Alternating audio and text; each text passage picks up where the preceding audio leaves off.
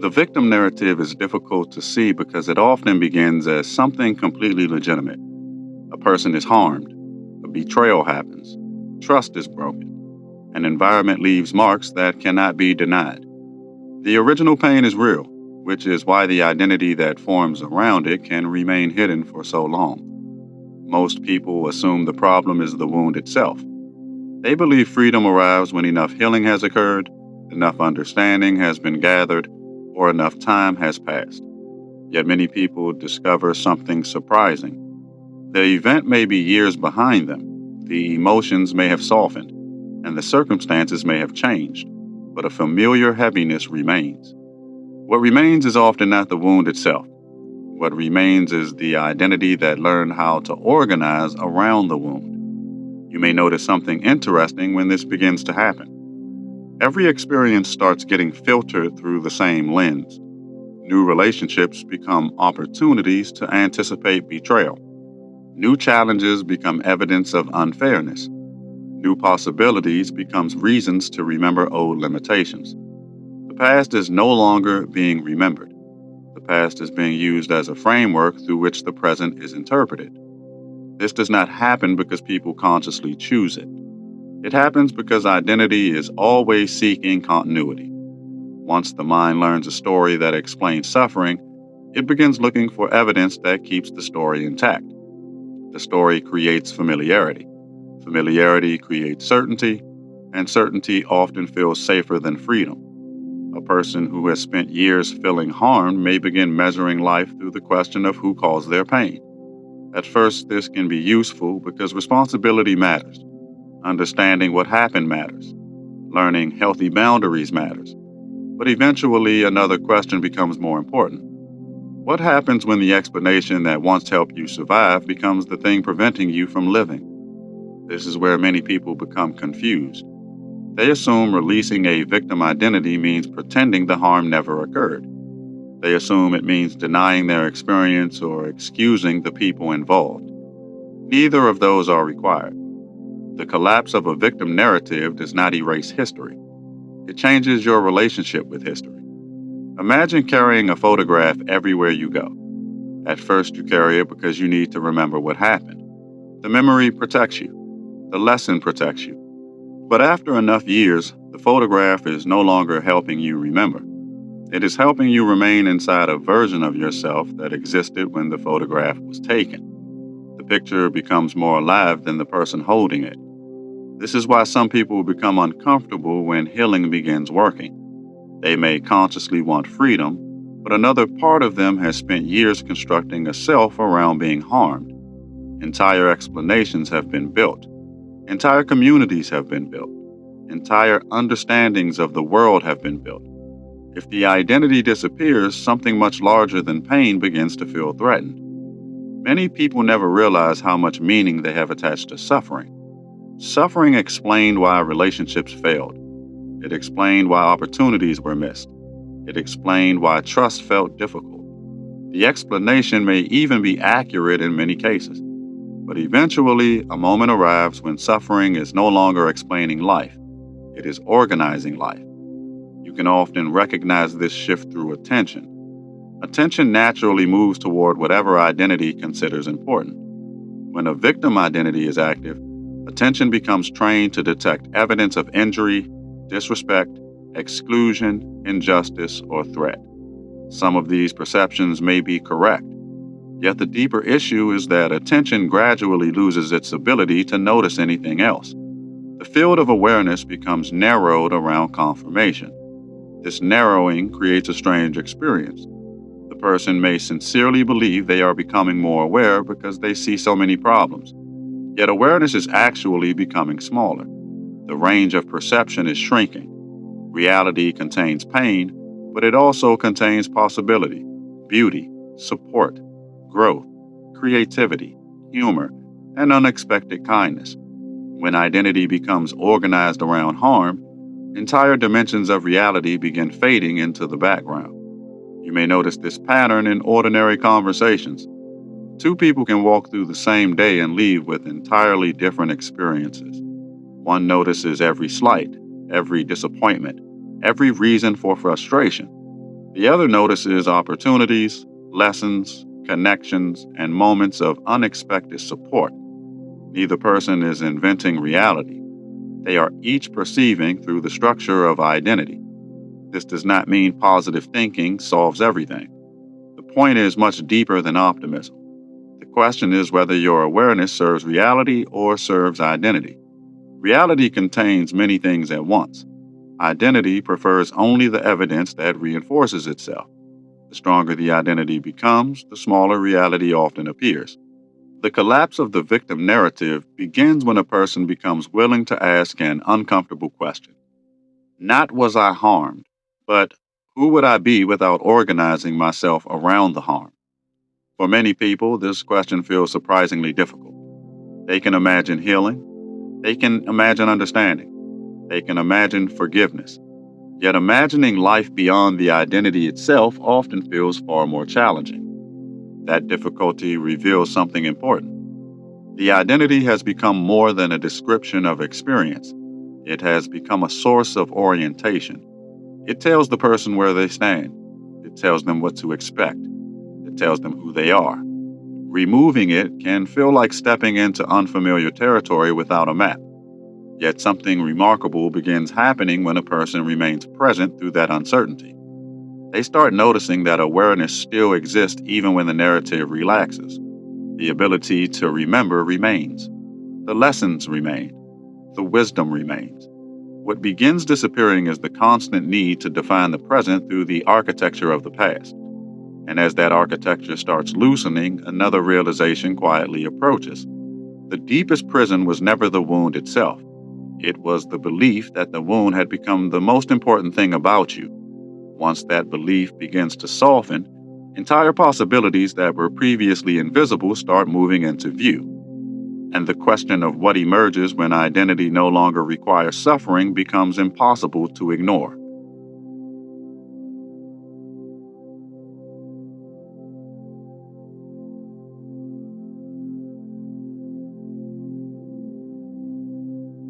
The moment of victim identity begins dissolving, many people expect relief to arrive immediately. They imagine that once the narrative loosens, freedom simply takes its place. Yet what often appears first is uncertainty. The old identity may have been painful, but it was familiar. It provided explanations, expectations, and emotional orientation. When those structures begin disappearing, a person can briefly feel less certain before they feel more free. This surprises people because they assume freedom should feel comfortable from the beginning. In reality, freedom often arrives as unfamiliar space. The mind has spent years organizing attention around known patterns. It knows how to anticipate disappointment. It knows how to prepare for rejection. It knows how to explain setbacks through existing narratives. What it does not immediately know is how to exist without those constant reference points. You may notice this in subtle ways. A situation occurs that would normally trigger an old story, but the story does not activate with the same force. For a moment, there is simply openness. Then discomfort appears. The discomfort is not necessarily coming from the event itself. It is often coming from the absence of the familiar interpretation that would have previously filled the space. This reveals something important about identity. Identity does not merely tell us who we are. It tells us what experiences mean. The same event can produce entirely different emotional outcomes depending on the identity interpreting it. A delayed response from a friend may feel like abandonment through one identity and simple busyness through another. The event remains unchanged. The interpretation shifts. Most people spend years trying to change their experiences while leaving the interpreting structure untouched. They attempt to improve circumstances, relationships, careers, or environments while carrying the same identity into each situation. Sometimes these changes help. Sometimes they create meaningful improvement. Yet, eventually, many people discover that the same emotional patterns keep appearing in different forms because the identity generating them remains intact. This is why the collapse of a victim narrative is not primarily about the past. It is about perception in the present. The identity continues influencing what is noticed, what is ignored, what feels significant, and what feels threatening. Two people can receive the same feedback, experience the same setback, or encounter the same obstacle and walk away with entirely different understandings. The difference is often not the event itself. The difference is the identity through which the event travels. As this becomes visible, another realization begins emerging. The victim identity does not survive only because of pain. It survives because of predictability. Human beings naturally seek patterns that make reality feel understandable. Even painful certainty can feel safer than uncertain possibility. A known limitation often feels more manageable than an unknown future. You can see this mechanism operating whenever growth begins demanding responsibility. If a person has always understood themselves as permanently harmed, permanently blocked, or permanently limited, then many difficult questions disappear. The future becomes predictable. Expectations remain small, risks feel unnecessary. The identity quietly protects itself by narrowing the range of what seems possible. This does not happen because people are weak. It happens because identity seeks stability. Every identity develops methods of self preservation. Some identities preserve themselves through pride. Some preserve themselves through achievement. Some preserve themselves through suffering. The mechanism changes, but the tendency remains remarkably similar. Identity continually gathers evidence that justifies its continued existence. When people begin recognizing this, they often notice a strange resistance appearing inside them. Part of them genuinely wants change. Another part feels threatened by it. This inner conflict can feel confusing because both impulses seem to belong to the same person, yet they are serving different priorities. One seeks growth, the other seeks continuity. You may notice this resistance appearing in ordinary decisions. Someone begins healing and suddenly loses motivation. Someone discovers a healthier relationship and feels unexpected anxiety. Someone starts trusting themselves more and encounters a surge of self doubt. These reactions often appear irrational until the underlying mechanism becomes visible. Growth is introducing a version of reality that the old identity cannot fully predict. The deeper implication is that identity is often more concerned with familiarity than happiness.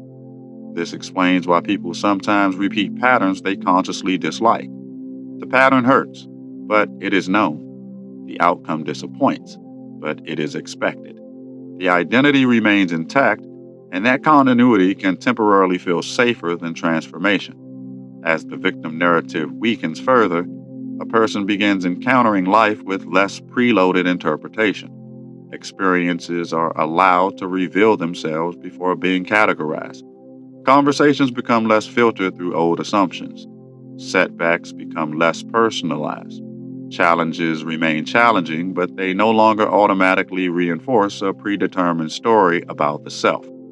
This shift creates a very different relationship with responsibility. Responsibility is often misunderstood as blame. Many people hear the word and imagine fault, guilt, or self condemnation. Yet, genuine responsibility is simply the recognition that awareness can participate in shaping experience. Blame looks backward, seeking a cause. Responsibility looks forward, seeking a response. When viewed this way, responsibility becomes liberating rather than burdensome. The victim identity often assumes that power exists elsewhere. Circumstances determine everything. Other people determine everything. History determines everything. Responsibility does not deny the influence of these forces. It simply refuses to believe they are the only forces operating. This is where a profound shift in perspective begins taking shape. The question gradually changes from what happened to me into what am I becoming through what happened to me. The first question remains important because understanding matters. The second question becomes transformative because it introduces possibility. One organizes awareness around injury, the other organizes awareness around emergence. You may find that this new orientation does not erase pain at all. Certain memories still hurt, certain experiences still carry emotional weight, certain losses remain meaningful. Yet something fundamental changes in the relationship between identity and experience. Pain becomes part of the story without becoming the author of the story. And once pain is no longer writing the entire narrative, another possibility quietly appears at the edge of awareness. A person begins wondering what other identities may have been inherited, protected, defended, or mistaken for truth. The collapse of one narrative rarely ends with itself. It often becomes the doorway through which many deeper structures first become visible.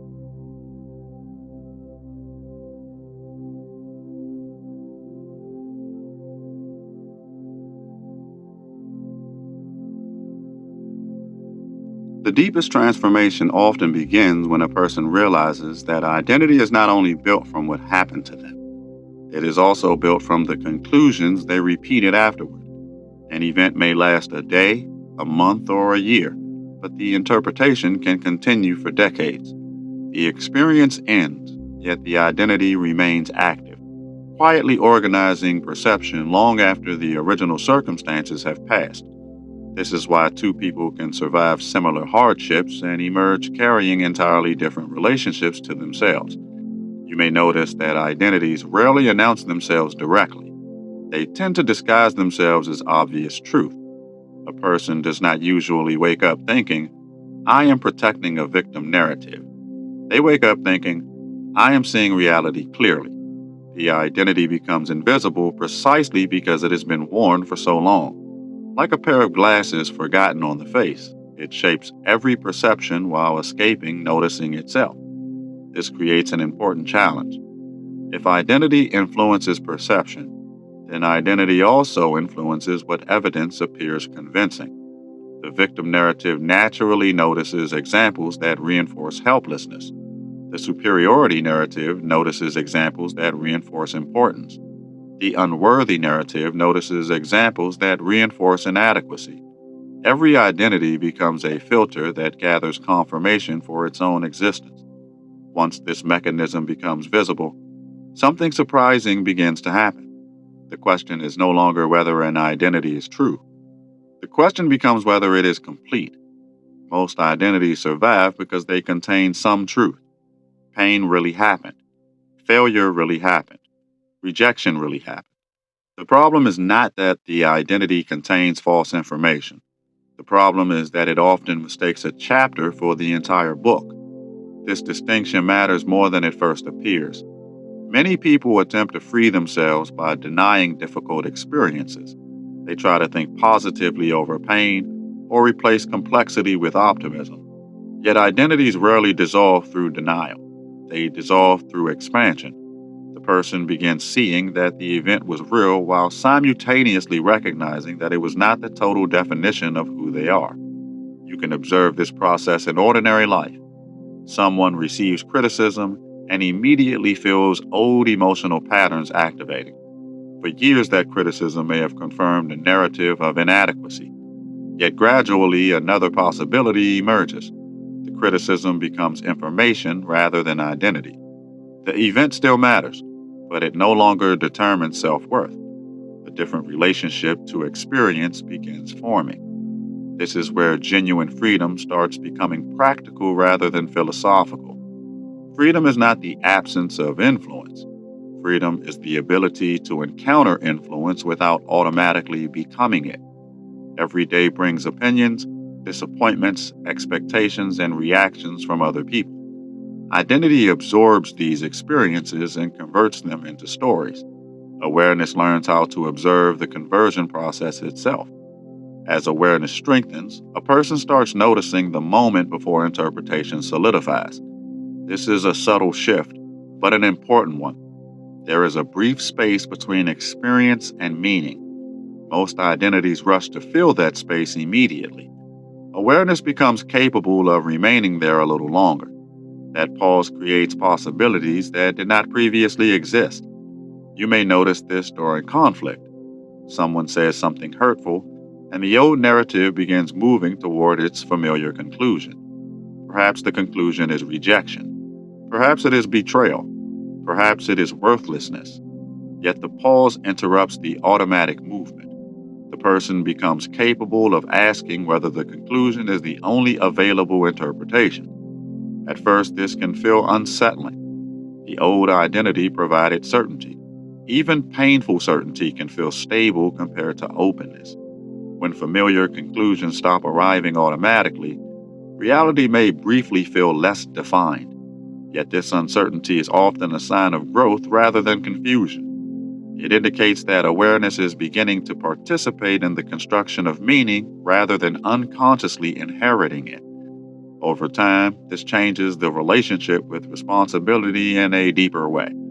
Responsibility is no longer about controlling outcomes. It becomes about participating consciously in interpretation. Life continues presenting challenges. Other people continue making choices. Circumstances continue unfolding beyond personal control. Yet meaning itself becomes less automatic and more intentional. The implications of this reach further than many people realize. When the victim narrative loosens, relationships begin changing. Conversations begin changing. Goals begin changing. Even attention begins changing. The person starts noticing opportunities that were previously invisible because their awareness was occupied defending a familiar identity. Possibility becomes easier to recognize when energy is no longer consumed by constant self confirmation. This is why identity transformation often affects areas of life that seem unrelated to the original issue. A person who releases a narrative of helplessness may suddenly approach work differently. They may communicate differently. They may make different decisions about health, creativity, boundaries, or relationships. The change appears widespread because identity was never confined to a single area. It was influencing the entire pattern of perception. Eventually, a deeper realization begins emerging. The victim identity was not the final identity waiting to be dissolved. It was simply one layer among many.